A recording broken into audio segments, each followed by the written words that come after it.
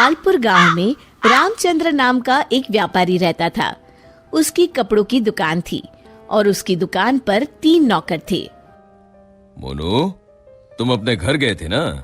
तुम्हारी बहन की शादी कैसी रही? बहुत अच्छे से हो गए मालिक। अगर आपने पैसों की मदद नहीं की होती तो पता नहीं क्या होता।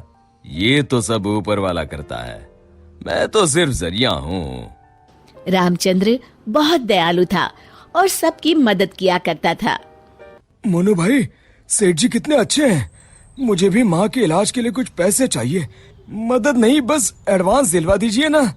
अरे तुम खुद ही कह दो ना सेठ जी से, सेठ जी मना नहीं करेंगे। सबको इतनी आसानी से पैसे देते हैं? जरूर इस सेठ के पास बहुत ज्यादा पैसा है। अगर मैं कभी कुछ चुरा लूं तो इस सेठ को पता भी नहीं चलेगा और मैं माला माल हो जाऊंगा। एक दिन रामचंद्र जी को हाथ में चोट लग जाती है।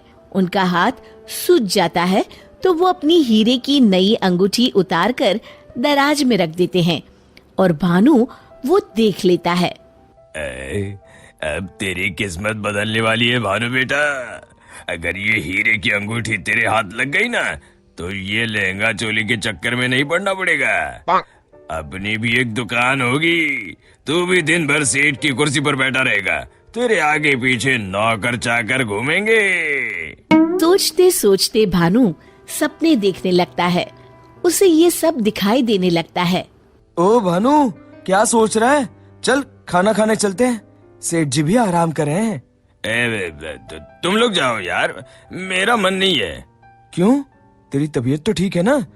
हाँ भाई, मेरी तबीयत एकदम दुरुस्त है, बस कुछ करने का मन नहीं है।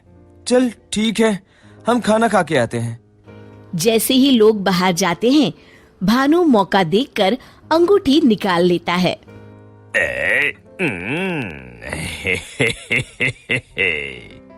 शाम के समय। आज का हिसाब खत्म कर बच्चों, अब दुकान बंद करने का समय हो गया है।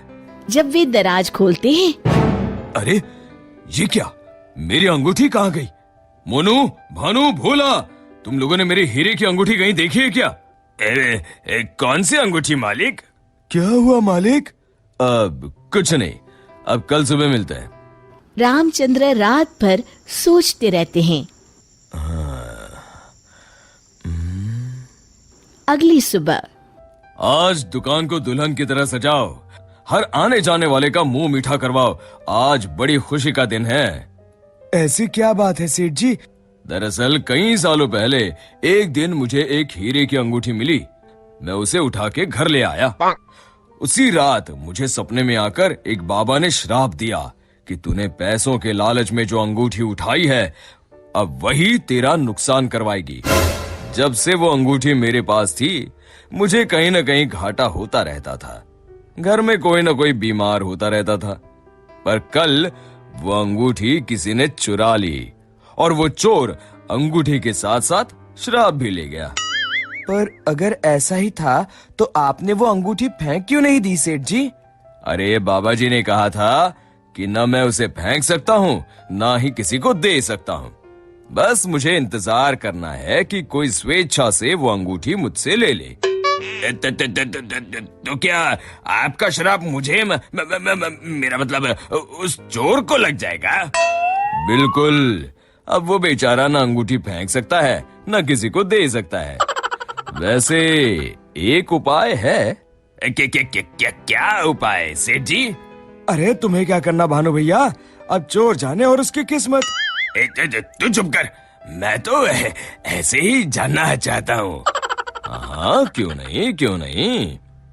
दरअसल अगर पूर्णिमा की रात को चोर हमारी दुकान के पीछे वाले बरगद के नीचे अगर अंगूठी गाड़ दे तो वो श्राप से बच जाएगा।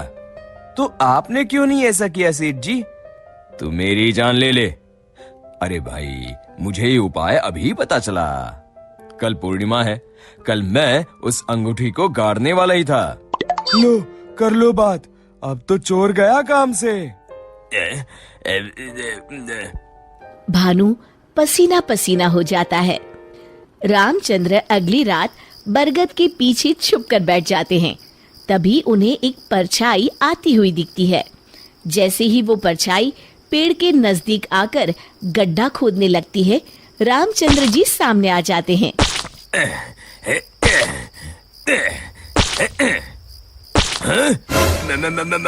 मर गया रे।